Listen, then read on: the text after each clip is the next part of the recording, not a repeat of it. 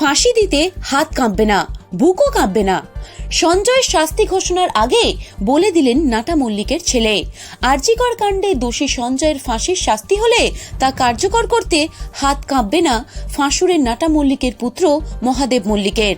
আদালতের নির্দেশের আগের রাতে আনন্দবাজার অনলাইনকে সে কথাই জানিয়ে দিলেন ৬০ ছুঁই ছুঁই পৌর।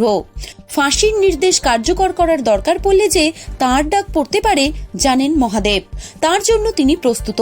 শনিবারই সঞ্জয়কে দোষী সাব্যস্ত করে শিয়ালদাহ আদালতের বিচারক অনির্বাণ দাস জানিয়ে দিয়েছেন এই অপরাধে সর্বোচ্চ মৃত্যুদণ্ড পর্যন্ত হতে পারে তার। কলকাতা পুরসভায় কাজ করেন মহাদেব।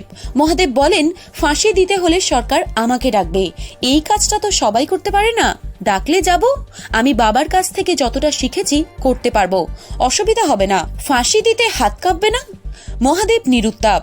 হাত কাঁপবে না, বুকও কাঁপবে না। আগেও এই কাজ করেছি, বাবার শরীর খারাপ থাকলে তো আমাকেই করতে হতো সব।